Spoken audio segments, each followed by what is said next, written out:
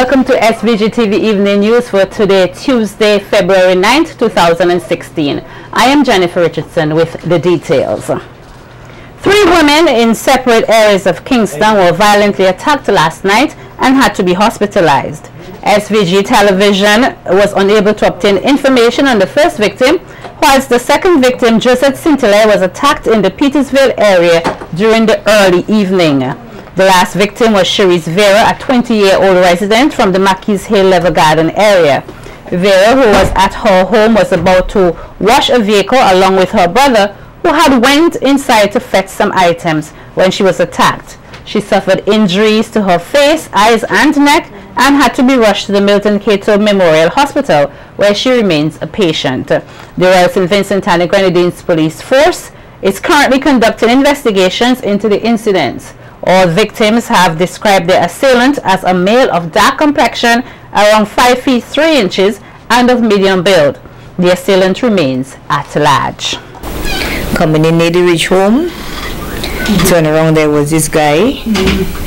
I didn't really take him for somebody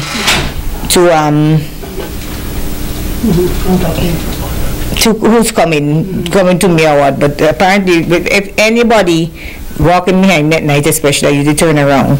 So when I turn around, I see this guy approaching me from behind, and then when I walk my way coming still, when the time I turned back around, he was right behind and he grabbed my hair and he said, "If you open him out, I will kill you." I said, "Well, you're going to have to kill me." So he had my hair pulling, so I started to open my mouth and I started to call for help. Sinclair says after her assailant bit her on her nose, she cried out to God for help, and eventually persons came to her assistance. Oh my God, it's like I said, "God, please take over, please send somebody to help me." And I call on the Lord, and you know, he said, "If you ain't shut up, I will kill you." And then he bit me on my nose. This way you can see my face is swollen. He bit me on my nose, and when he was going to hit me again in my head, I hold the baton in my hand, and then I take my knee and I hit him in his private part. So apparently the guy is here when I was calling, because that is young guy was walking up the road with me at the same time, and then he said he heard when I was bawling out, and then he come down, and he and some other guys came down, and that's how he get away. After I hit him on his private, and he heard the guys and them come, and he ran. Jomo Sinclair, son of Josette Sinclair, expressed regret that he was unable to help his mother during her ordeal. He, however, hails his mother as a hero who fought for her life and probably took away the weapon which could have been used to kill another victim. I feel so terrible that I wasn't there to help my mom, and if I heard it, but I didn't know it was she, and if I was know she, I would have run. I do okay, if it mean cost my life, I would have pulled it through for my mother. I tell her she to run, and I just stay and fight her, but I just feel bad that I wasn't there. And the thing is, my mother fight through, and that thing, I always say how I get strength, and I know I get my strength from my mother. I'm grateful for my mother. If she didn't let the staff out the hand, the girl who was my best friend, Cherise, I was going with her as I was talking with she. I know she since here before. The girl Cherise Vera. And if the thing my mother did, if my mother did not hit that staff, get that staff out the hand, he would have used the staff and killed her. She was my mother, saved her life. Regardless of what, she saved her life. She saved 2 lives already. Because if he'd go with the staff, he would have killed her. Okay. But my mother, my mother won. I could say my mother won. Yeah, come. And I hope they catch this guy. Minister of Health and the Environment, Luke Brown, who visited the vicinity of Murray Village where the attack of Josette Sinclair occurred, says the assault on the 3 women is unacceptable. Brown, who was trying to hold back tears, says such criminals who prey on the vulnerable should feel the heavy hand of the law. The first thing, to have to endure, because the person who was involved in this incident, and I heard reports of another incident which took place not too far from here, people that I know personally. So this is unacceptable. We have to do something to to prevent, vulnerable people from these sorts of attacks. Well, this is precisely why I have dedicated my life actually to public service. In one way or the other, it might be in the Ministry of Health, it might be in some other capacity, not necessarily related to health and so on, but much more broadly speaking. But I intend to pursue a society in which people could feel safe and feel secure, and I'm hoping that the response to this will be effective and that we will have some concrete leads in the not too distant future. Brown also expressed gratitude to the persons who helped the women during their attacks. Clothes is still there, the top that she was wearing last night, it's on the ground, it's smarred with blood, it's quite graphic, to see her in the condition that I've seen her as well is not something that you could deal with very easily. And to think that last night, shortly before this incident took place, I had left my office for a little while and I went to get something, and I was coming back to my office, and then when I was on my way back to the office, I saw her walking down the road. I stopped, we spoke and so on, and then she told me that she was going for a walk and she was going back up the road soon. To do though is put on record my thanks for those who came to her aid, when she was in distress. A young man called Marlon Kittels, he was around and I'm happy that he responded. He was able to, his presence made a difference to the situation. He was there to get her to the hospital to get some medical attention and so on when she needed it most, and we appreciate that, and I'm happy that I still live in a country where we are going to look after each other and be each other's keeper. Police are currently investigating the fatal shooting of Jelani Alexander, a 20-year-old father from Sand Hill. Police stated that the tragedy happened at about 9:25 p.m. in New Montrose on Monday night when the now deceased individual received gunshot wounds to the head. Disturbed with the trend of violence developing in their community of New Montrose, couple Theophilus and Elsie Ned says that more needs to be done to help youngsters to stay on the right path. The couple says that they were astonished to know that Alexander died in front of their residence and recounted what they heard on that night. So the police and them came here. I understand that the fellow came from over Walborough. So I say, well, he got to be that he have friends over here, and so why he over here? But I don't know. So what you heard, what time and what happened, how you feel? It was around 9 o'clock when we heard the explosion. It's really sad, because even the people in the community would be afraid because they don't know to go out. You have to go out, you have to go to church, and to come back, you don't know what await you. I was in the kitchen doing some seasoning when I heard a big explosion. It was after 9. I didn't check to see exactly the time, but it was after 9. And I come across and I say, Ned, you hear the explosion? There is a bomb. And I call Richard, I say, Richard, there is a bomb. We have to be, we the older ones have to still stand up as testimony before them. When we can pass them a truck, we pass it. When we could say a word, we say it. But the older ones have to be an example to the younger ones. But now, to me, they mix in from different areas. They come in because they have road now leading from one way to the next. So they come in and go in. So then you don't know who doing these things. But we are not happy on the hill here because we don't know when and how you can walk the road as you should. Sometimes we come in from church and the people would say, when all you reach home, call one another to see who reach home safe because a gun was spelt in. St. Vincent and the Grenadines is no longer on the European Union worst tax haven list. This announcement was made by Prime Minister Dr. Ralph Gonsalves yesterday at a press conference after his return from Dubai. Dr. Gonsalves says that for this country to have been on the list in the first place was ridiculous. by the President of the Council of Ministers of the Italian Republic, His Excellency Matteo Renzi. You may recall that in September I had reported to the country that I had met the head of the Italian government at the United Nations, in the margins of the United Nations, and among other things, I discussed with him the matter of the quote-unquote blacklist against St. Vincent and the Grenadines by Italy, remember, through the European Commission, and which had St. Vincent and the Grenadines, several other Caribbean countries, Barbados and St. Kitts and Antigua and so on. And I had indicated that this thing was entirely ridiculous, that we had complied with all the standards, and in any case, the European Commission is not the body which addresses these issues. It's the Organization for Economic Cooperation and Development, which includes European Union countries, but it's a wider body.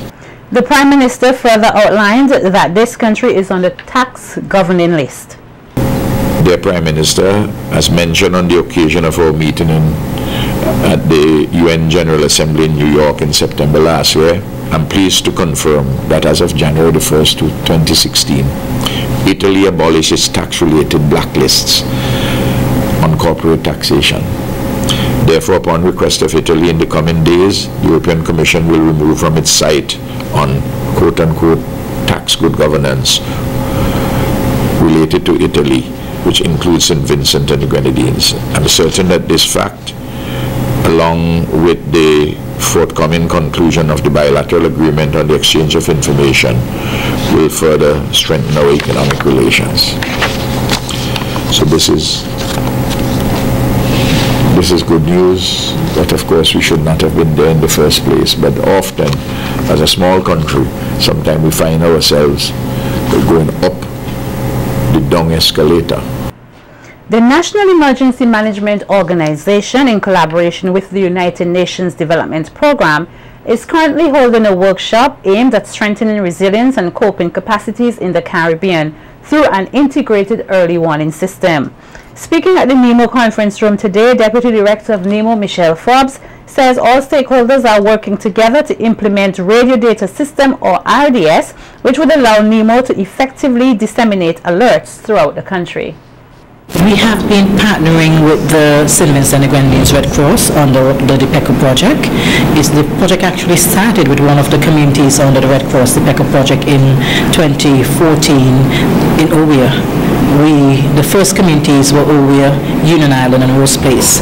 So those three communities have the radio receivers and can actually be able to receive information via the system. We actually tested that system last year and we had that alert for the Kikem Jenny. We were able to test the system then and actually send an alert to the general public, those persons who had that system, as to what was happening at Kikem Jenny. Now the next phase is to actually implement the project in South Rivers and Vermont, and we are not leaving it there. We want to make sure that the receivers that we have can actually distribute throughout the entire country, so we at least have at least one receiver in every community in St. Vincent and the Grenadines. Forbes added that radio stations play an integral role in the dissemination of information through the early warning system, and added that NEMO is working closely with them to build their capacity. The key component of this current system, though, depends on the support of the radio stations. As our partners, I mentioned the Red Cross, but we have 3 radio stations that we have been working with since 2014 that can disseminate this information: Hits FM, NBC Radio, and California Radio. So far, we have been able to test island-wide on Hits FM through their goodwill of being able to assist us with another phase of the project that was needed in coding and piece of equipment at their own cost so far, and we are able to test on Hits FM. Before the end of this year, we will have at least NBC Radio will be on board. We must have the state-owned radio station on board and able to disseminate our emergency alerts for our general public, and we're hoping to have at least one more other radio station. So by the end of this year, we'll have 3 radio stations that we can actually disseminate this emergency alert to the public. Forbes also said that NEMO will be embarking on a public education program in educating about the early warning system, which will complement its other educational program, which focuses on natural hazards. We're actually going to embark also on a public education component of it, explaining what the system is, where they are, and also the actions, because we must have our system. A component of it is you receive the alert, then what do you do? What next? So it is going to marry with our sustained public education program. We have a sustained public education program annually. We focus on different hazards, volcanic hazards and tsunamis during generally March, April, and we will be doing that this year also. In May, June, we tend to focus on hurricanes. We want to also bring in public education for flooding, because it's one of the most frequent hazards that impacts the Vincent and Grenadines, flooding on land side. So along with the system, we'll also be having those actions, those public education. How do the public now, or how does the public now receive that information? What do they do when they receive that information to safeguard themselves, their lives, and their property? Designed as a program to aid in the development of youths and future leaders, the RBC Young Leaders Program continues to gain interest among 4th form students across SVG. According to Curtis King, headmaster at the St. Vincent Grammar School, the program brings out not only their leadership skills but exposes these youths to the many talents they may possess. Speaking at the launch of the school's Young Leaders Committee and program yesterday, King thanked the coordinators at the RBC Bank for their great initiative and keen interest in the development of the nation's youth. They could bring out the talent that they possess, especially their talents in leadership, especially their talents in teamwork. And I like to identify this one, their talents in time management. Certainly where they are lacking in those skills, it is an opportunity to develop such skills. And therefore I want once again to commend the organizing institution, the bank, RBC, for once again engaging in such a wonderful program that seeks to add value to our young people.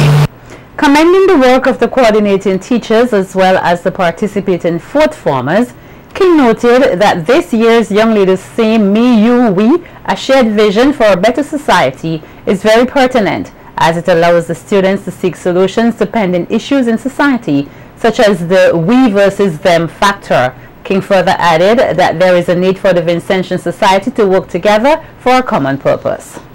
We are failing to bring about positive changes as a collective entity. Once we start using this we versus them, we are allowing ourselves to be fragmented. And being fragmented, we know, would lead to a decline in all the things that we want that would help us to enjoy a reasonable standard of living. And that is why I'm very happy that our young leaders is focusing on the me, the you, and the we. Because if we identify that we all are responsible for whatever developments, whatever issues we have here in St. Vincent and the Grenadines, we'll have greater progress. And therefore, this theme is quite apt, and as such, I am looking forward to seeing our young students ensuring that they don't just mouth this theme, but they try to live it. Because the essence of your participation in this program, it is not just to win, but to ensure that you leave footprints that would have a positive impact on those who follow after. The St. Vincent and the Grenadines Cooperative League and the Financial Services Authority have embarked on a partnership to provide supervisory and compliance committee members with a greater understanding of their role and responsibilities. Tomorrow, Wednesday, February 10th, the Cooperative League will host a training workshop which will be facilitated by the FSA. It will focus on the critical role supervisory and compliance committee members play in ensuring the safety and soundness of credit unions. The workshop will be held at the SVG Cooperative League conference room from 1:30 p.m. During the workshop, new and existing supervisory committee members will get an opportunity to review their responsibilities in keeping with updated legislation and prudential standards for credit union oversight. The workshop will further strengthen the robust and systematic approach to supervising that is being consistently employed across the credit union industry. After completing the training, participants will be able to verify procedures for effective internal controls, apply best practices for eradicating non-compliant activity, and better understand emerging risks and challenges facing the credit union industry today. Kimron Spencer, laborer from the community of Camden Park, has been ordered to stand trial at the next practical sitting of the criminal session. He was ordered to do so this morning by Chief Magistrate Rachel Brown at the conclusion of a preliminary inquiry on 3 separate charges of possession of a pistol containing 1 round of ammunition without a license and assaulting Adolphus Famo Adams, a businessman of the same address, on June 28, 2015. The inquiry was done to determine whether a case was made out for Spencer to answer before the judge and jury. Meanwhile, Ricardo Samuel, a resident of Chauncey, has been sent to the mental health hospital at Orange Hill to have a psychiatric evaluation done upon him by the doctors to determine if he is fit to stand trial on an indictable charge. Chief Magistrate Rachel Brown ordered that this be done when Samuel appeared before her in court earlier today on a charge of having in his possession 1 drug of gasoline, 1 lighter, and 1 box of matches without lawful excuse, with a view of destroying the Unity Labour Party South Leeward constituency office at Chauncey on February 7, 2016. Reports are that last weekend police rushed the constituency office after passers-by reported seeing what appeared to be smoke coming from the building. It was later discovered that a lighted object was thrown through a window in the building, which burnt the window curtain and a chair before the fire was put out. During the recent political campaign leading up to the December 9, 2015 general elections, the said constituency office was destroyed by fire.